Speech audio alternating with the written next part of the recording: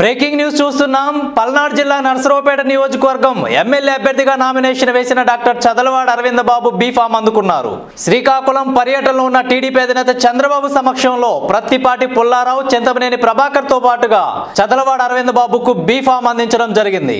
చంద్రబాబు తనపై ఉన్న నమ్మకంతో సీట్ ఇచ్చినందుకు తప్పకుండా రుణం తీర్చుకుంటానని నర్సరావుపేట నియోజకవర్గ ఎమ్మెల్యే అభ్యర్థి డాక్టర్ చదలవాడ అరవింద్ బాబు అంటున్నారు.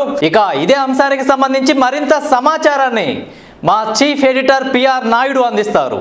వెంకట్, ఏదైతే మరి టీడీపీ అభ్యర్థులు ముగ్గురు అభ్యర్థులు నేడు ఆ శ్రీకాకుళం పర్యటనలో ఉన్నటువంటి చంద్రబాబు చేతుల మీదుగా బీఫామ్ అందుకున్నారని చెప్పుకోవచ్చు. కొద్దిసేపటి క్రితమే బీఫామ్ అందుకున్నటువంటి పరిస్థితి కనపడుతుంది. ముగ్గురు అభ్యర్థులు డాక్టర్ చదలవాడ అరవింద్ బాబు నర్సరావుపేట నుంచి ఉమ్మడి అభ్యర్థిగా కూడా బరిలో దిగబోతున్నటువంటి పరిస్థితి కనపడుతుంది. ఇక మాజీ మంత్రి ప్రత్తిపాటి పుల్లారావు కూడా బీఫామ్ అందుకున్నటువంటి పరిస్థితి కనపడుతుంది. అదేవిధంగా దెందులూరుకు సంబంధించినటువంటి కూటమి అభ్యర్థి చింతమనేని ప్రభాకర్ కూడా బీఫామ్ అందుకున్నటువంటి పరిస్థితి కనపడుతుంది. ముగ్గురు అభ్యర్థులు అయిన పర్యటనలో ఉన్నటువంటి చంద్రబాబు చేతుల మీదుగా కూడా బీఫామ్ అందుకున్నటువంటి పరిస్థితి కనపడుతుంది. అదే ఇటీవల అటు నర్సరావుపేటకి అనేక రూమర్స్ వచ్చినటువంటి నేపథ్యంలో దానికి చెక్ పడిందని చెప్పుకోవచ్చు. ఎందుకంటే టీడీపీ ఇన్ఛార్జిగా ఉన్నటువంటి 5 ఏళ్ళు పార్టీని బలోపేతం చేయడంతో పాటు పార్టీ బలోపేతం చేయడంతో పాటు పార్టీకి విధేయుడిగా ఉన్నటువంటి పరిస్థితి కనపడుతుంది.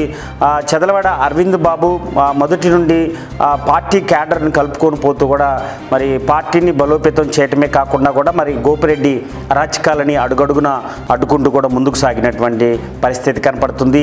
అయితే ఆయనకి ఎప్పుడు ఒక చర్చనీయాంశంగా మారినటువంటి పరిస్థితి కనపడుతుంది.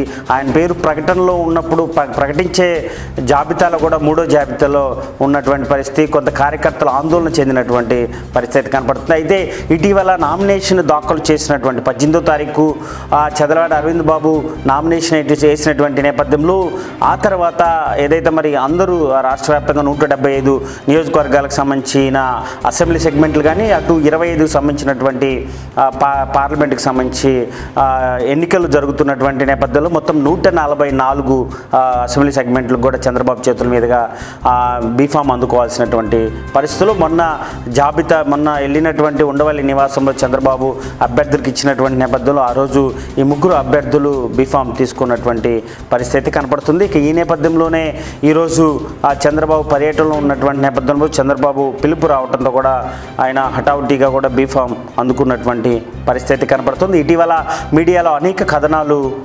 ప్రచురించింది. అధికార పార్టీకి సంబంధించినటువంటి మీడియా సంస్థ మరి అరవింద్ బాబు అటు టీడీపీ పైన కొన్ని కథనాలు అయితే రాసినటువంటి పరిస్థితి కనపడుతుంది. ఏదైతే బీసీ నేతను అమౌంట్ డిపాజిట్ చేయాలని కోరినట్లు ఆయన చంద్రబాబు అడిగినట్లు అటు టీడీపీ పైన అసత్య ప్రచారాలు అయితే చేసినటువంటి పరిస్థితి కనపడుతుంది. అయితే టీడీపీ క్రమశిక్షణతో ముందుకెళ్తున్నటువంటి పరిస్థితి కనపడుతుంది. ఖచ్చితంగా ఏదైతే మరి బీఫామ్ విషయంలో ఆ రోజు చదలవాడ అరవింద్ బాబు షెడ్యూల్ ఎక్కువగా ఉండటం వలన ఆ రోజు ఆ బీఫామ్ టైంకి వెళ్ళలేనటువంటి పరిస్థితి కనపడుతుంది. ఖచ్చితంగా పార్టీ ఆఫీస్ నుంచి ఆ రోజే సమాచారం వచ్చినప్పటికీ అటు పుల్లారావు కానీ అటు దెందులూరుకి కొంత కన్ఫ్యూజ్ ఉన్నట్టు మాత్రం వాస్తవం. ఎందుకంటే అక్కడ సీటు వ్యవహారంలో కొంత బీజేపీకి టీడీపీకి మధ్య కొంత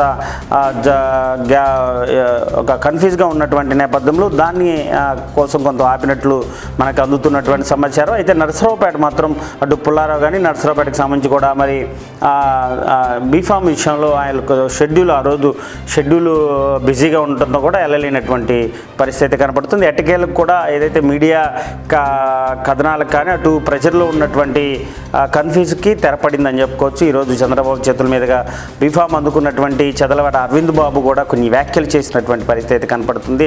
ఖచ్చితంగా 20 ఏళ్ళు ఆ జెండా ఎగరనేటువంటి టీడీపీ జెండా ఈసారి ఖచ్చితంగా నర్సరావుపేటలో మరి రానున్నటువంటి సార్వత్రిక ఎన్నికల్లో కేవలం 3 వారాలు మాత్రమే ఉన్నటువంటి నేపథ్యంలో ఖచ్చితంగా గెలిచి తీరుతాం, ప్రజల్లో మా టీడీపీ పట్ల అటు నా పట్ల కూడా మంచి సానుభూతి ఉందంటూ కూడా ఇక్కడ ఉన్నటువంటి పూర్తి వ్యవహారాలపైన కూడా చంద్రబాబుతో కొద్దిసేపు చర్చించినటువంటి పరిస్థితి కనపడుతుంది. చంద్రబాబు ఖచ్చితంగా బీసీ నేత, ఒక డాక్టర్గా ఉన్నటువంటి మీకు రాబోయేటువంటి రోజుల్లో పార్టీ మీకు మంచి స్థానాన్ని లభిస్తుందంటూ కూడా ఆయన చంద్రబాబు చెప్పినటువంటి పరిస్థితి కనపడుతుంది. అయితే అటు జనసేన బీజేపీ ఉమ్మడి కూటమిలో కూడా రానున్నటువంటి రోజుల్లో కూడా ప్రచారం ఊపందించి రానున్నటువంటి సార్వత్రిక ఎన్నికల్లో మరి గెలిచి తీరటం ఖాయమంటూ కూడా ఆయన ఒక ధీమా వ్యక్తం చేసినటువంటి పరిస్థితి కనపడుతుంది. ఈరోజు నర్సరావుపేట పట్టణంలో అడుగడుగున అవినీతిమయంగా మారినటువంటి గోపిరెడ్డి చేస్తున్నటువంటి అరాచకాలు, గోపిరెడ్డి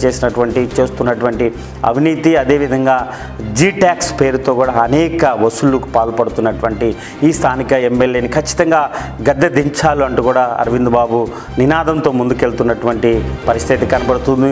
నిన్న ఉప్పలపాడులో కూడా చూసుకున్నాం. ఉప్పలపాడులో ప్రచారానికి వెళ్ళినటువంటి అరవింద్ బాబు పైన కూడా మరి అడ్డుకునేటువంటి పరిస్థితి కనపడుతుంది. అదే పారదర్శకంగా ఆ ఎన్నికల్లోకి వెళ్లాల్సినటువంటి అభ్యర్థులు మరి గోపిరెడ్డి శ్రీనివాసరెడ్డి, అటు ఎంపీ లావుకృష్ణదేవరాయలు, ఎంపీ అభ్యర్థి లావుకృష్ణదేవరాయలు అరవింద్ బాబు ఉప్పలపాడు గ్రామానికి వెళ్ళినటువంటి సమయంలో కూడా ఆయన్ని ప్రచారాన్ని అడ్డుకున్నటువంటి పరిస్థితి కనపడుతుంది.